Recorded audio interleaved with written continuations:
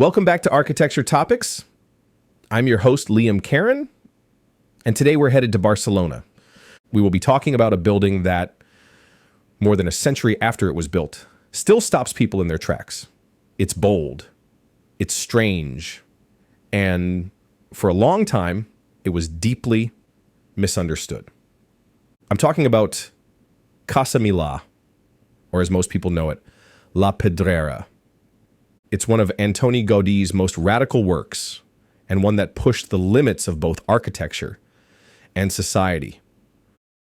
But before we get into it, a quick reminder. If you enjoy stories like this, architecture, cities, ideas that shape the spaces we live in, you can follow Architecture Topics on Spotify, Apple Podcasts, or wherever you're listening.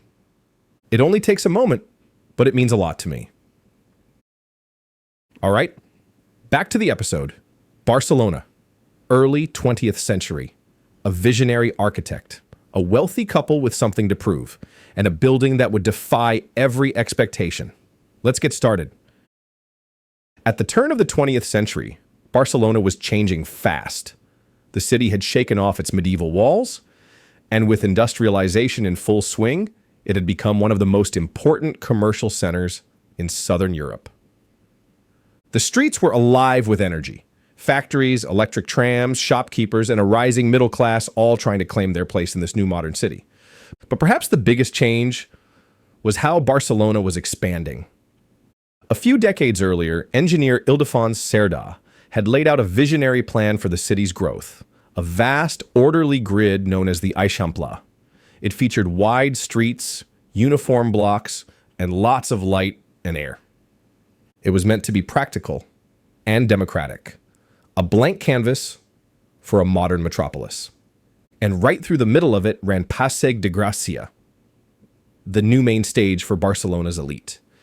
If you were someone with money and ambition, this is where you wanted to be seen.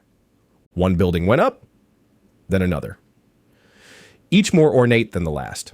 Architects competed for attention, for commissions, for glory. And the style of the moment was modernisme, the Catalan spin on Art Nouveau. It was decorative and symbolic, rooted in craftsmanship and heavily inspired by nature. Its signature elements were curved lines, mosaic tiles, and floral ironwork. Barcelona's streets started to look like a garden made of stone. That same year, a wealthy couple, Pere Milà and Roser Segimon, approached Gaudí with a bold request. They wanted a home. But not just a home. They wanted something monumental, something that would set them apart. Pere Milà Camps was a businessman, ambitious, well-connected, and always looking for the next opportunity. He had a hand in all kinds of ventures, from textiles to advertising to real estate development. He came from money, yes, but he was also determined to make his own mark on Barcelona's fast-changing skyline. But the real power in this couple wasn't just Pere. It was Roser. Roser Segimon y Artels was the widow of a wealthy Indiano, a Catalan, who had made a fortune in the Americas. When her husband died, she inherited everything. And we're not talking about a modest nest egg. We're talking about serious wealth. So, when Pere and Roser married, they didn't just combine their names. They merged two fortunes. And with that came the desire, maybe even a need, to show the world exactly where they stood in Barcelona's social hierarchy.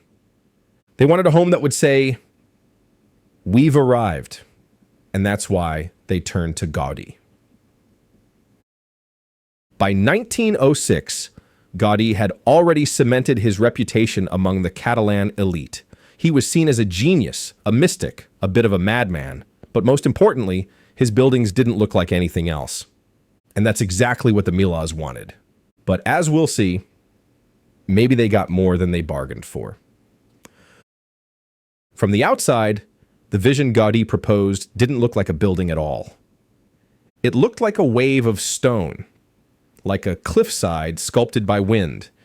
It had no symmetry, and no clear beginning or end. There were no straight lines, no decorative flourishes borrowed from the past, and that was 100% deliberate. Gaudí believed that straight lines were a human invention. Nature, he argued, doesn't work that way. So why should architecture? Casa Milà would become one of the most radical expressions of that idea. He began with the facade, a continuous flowing surface of rough limestone, left raw, unfinished, with no paint, no plaster or ornament to soften it, just stone, exposed, muscular, heavy. Then came the balconies. Gaudí brought in his longtime collaborator, the blacksmith Josep Maria Jujol, to design them. Each one was forged by hand, twisted iron, like vines or seaweed caught in motion, no two alike. But Gaudí wasn't just playing with appearances. Casa Milà isn't just a sculptural element. It had architectural features that were way ahead of its time. Most apartment buildings at the time relied on thick, load-bearing walls. That meant rigid interiors. Rooms couldn't be moved. Layouts had to follow the structure. But not here.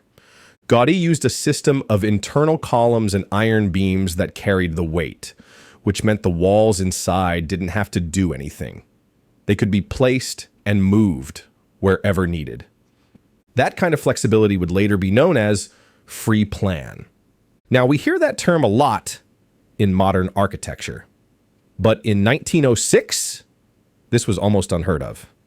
Gaudí was inventing a system that Mies van der Rohe and Le Corbusier would later be praised for. And that freedom also extended to the facade. Gaudí was free to create as many openings in any shape he wanted, because the facade wasn't a structural element either. It was a curtain wall, a separate skin attached to the structure with iron supports. And that is an idea that wouldn't become widespread in architecture until glass curtain walls started appearing in the mid-20th century. Yet here, Gaudí was doing it in stone in 1906. And the innovation didn't stop there. At the heart of the building, Gaudí carved out two massive courtyards, not as a leftover space, but as a central feature. They weren't dark, narrow service shafts like in most apartment buildings. These were wide, open, and flooded with light. He tiled them in shifting colors, from deep blues at the bottom to pale cream at the top, amplifying the effect of natural light rising through the building. And then there was the roof, a sculptural landscape of chimneys and ventilation towers, twisting forms that looked more like warriors or sentinels than anything functional. This wasn't just a place to live. It was a statement, a challenge to the way things had always been done. And for many people in Barcelona, that was exactly the problem. As the structure began to rise, Barcelona started to whisper. And then whispering turned into mocking. This wasn't just a bold building. It was a public provocation. By the time the stone facade started taking shape, people didn't see nature or innovation. They saw something unfinished, something strange, something that didn't belong on Passeig de Gràcia. Remember, this was the city's most elegant boulevard, home to orderly facades, polished marble, and ornate cornices. Casa Milà looked like a giant pile of rocks had been dumped in the middle of it all. That's actually when the building gained its nickname, La Pedrera, the stone quarry. And the press didn't hold back. Caricatures of the building ran in local papers. One compared it to a melting cake. Another showed quarry workers still chipping away at the stone. The nickname, La Pedrera, wasn't meant affectionately. It was a jab. Even the city authorities took issue and tried to sabotage the development. Gaudí's design exceeded the maximum permitted height for buildings on Passeig de Gràcia, and one of the pillars projected beyond the legal boundary, out onto the sidewalk. The city threatened fines and even demolition. The Milàs were forced to negotiate. Eventually, the building was reclassified as a monumental work of art, an exception to the rules, but it certainly cost them. And behind closed doors, tensions were also growing. Roser Segimon, the woman who had financed most of the project, reportedly grew more and more uneasy as construction progressed. She had imagined a grand, elegant residence, something that reflected her wealth and status. And what she got instead was a bold experiment that half the city thought was ugly. When they finally moved in, she had most of Gaudí's custom furniture removed. She redecorated the apartment in a traditional French style, with chandeliers, heavy drapery, and all sorts of Louis XVI furniture. She brought in all straight lines and symmetry to a building that had none. From the beginning, Casa Milà was conceived as a mixed-use building, with the Milàs living on the main floor and the upper levels divided into luxury apartments they could rent out. That kind of setup wasn't unheard of, but for a building of this scale and on this street, it was unusual. Most grand buildings along Passeig de Gràcia were either single-family mansions or speculative apartment blocks, but rarely both. But as good business people that the Milàs were, they saw the potential of creating a building that could be their flagship home, but at the same time generate income. The problem was, renting out those apartments turned out to be harder than they expected. They had assumed that people would be lining up to live there. After all, Gaudí was the most famous architect in Barcelona. Passeig de Gràcia was the most prestigious address in town. And their building? Brand new. But people didn't fight for the available units. On the contrary, many in the city's upper class didn't want to be associated with a building that had become a lightning rod, ridiculed in the press, and mocked in cafes and social circles. Some apartments were rented out, but not fast. And to fill the rest, the Milàs eventually had to do something unthinkable for a building of that stature. They placed ads in the classifieds of La Vanguardia. That move said a lot. In Barcelona at the time, the elite didn't advertise apartments. They leased them through personal networks, discreetly. Having to list your building in the newspaper, that was for the middle class. But slowly, Casa Milà began to find its people. Not the conservative Catalan aristocracy, but diplomats, foreigners, industrialists, people who didn't care what the rest of the city thought. One of the most notable early tenants was Prince Ibrahim Hassan of Egypt, who lived in the building until his death in 1918. Another was Alberto Gach, the Argentine consul in Barcelona. There were also families like the Baladias, industrialists who kept an apartment in the city for nights at the opera. But as tenants began to move in, the building started to change. Not dramatically, not all at once, but little by little. Inside, the Milàs decorated their apartment in a style that couldn't have been further from Gaudí's vision, and over time, other changes followed. Some of Gaudí's custom features were removed, walls were added, spaces divided up, and new tenants made adjustments. The original design was flexible. That was the genius of it. But with each renovation, the architecture lost a little of its clarity. And then came the war. During the Spanish Civil War, the building was seized and used by the government. Afterward, it went back to being residential, but by then the interior spaces were nothing like what Gaudí had envisioned. With every passing decade, Casa Milà slipped further from its original identity. And by the mid-20th century, it was just a building. Still standing, still occupied, but no longer seen as extraordinary. History, though, has a way of circling back. By the 1960s, attitudes toward Gaudí and toward modernism more broadly began to shift. What once seemed excessive was now being reappraised as visionary.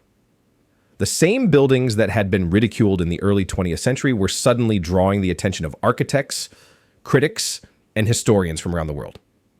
Casa Milà, still standing right there on Passeig de Gràcia, was slowly being rediscovered. And in 1969, it was officially declared a monument of cultural interest, a recognition that gave it legal protection and cultural weight.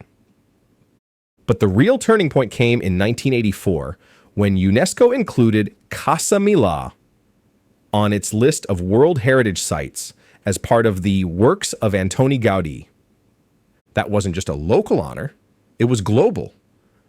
2 years later, in 1986, the building was purchased by Caixa Catalunya, a local bank.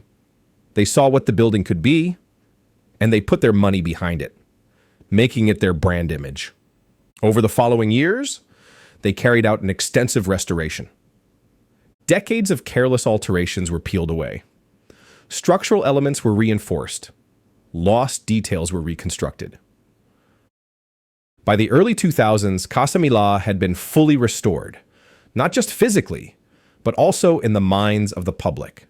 No longer mocked, no longer ignored. La Pedrera had become what Gaudí always believed it could be: a landmark, a masterpiece. Today, Casa Milà is one of the most visited buildings in Barcelona. Over 1 million people walk through its doors each year. And that's just the ones who buy a ticket. Millions more pause outside, look up at the facade, and wonder how something so strange, so fluid, so unlike anything else, ended up in the heart of a city like this. Inside, the building hosts exhibitions, concerts, and lectures. There's a permanent space dedicated to Gaudí's life and work. And in the warmer months, the rooftop becomes a stage for live music and evening events, set against the sculptural silhouettes of those iconic chimneys. But La Pedrera isn't just a tourist attraction. It's a symbol of risk, of vision, of the kind of creativity that isn't always understood in its own time. Today, architecture students study Casa Milà for its innovations: the free floor plan, the curtain wall facade, and the way it channels natural light. But what makes the building unforgettable isn't just the technique, it's the boldness. Gaudí wasn't designing for applause. He was designing according to a belief, a conviction that architecture should grow from nature, not mimic history. Gaudí once said, "The straight line belongs to men, the curved one to God." And standing in front of La Pedrera, it's hard to argue with him. And that is a wrap for this episode of Architecture Topics. If you liked it, make sure to follow the show on Spotify, Apple Podcasts, or wherever you're listening. And if you have a moment, leaving a quick review goes a long way. Thanks for joining me. I'm Liam Karen, and I'll be back soon with more stories behind the buildings that shape our world. Until then, keep looking up.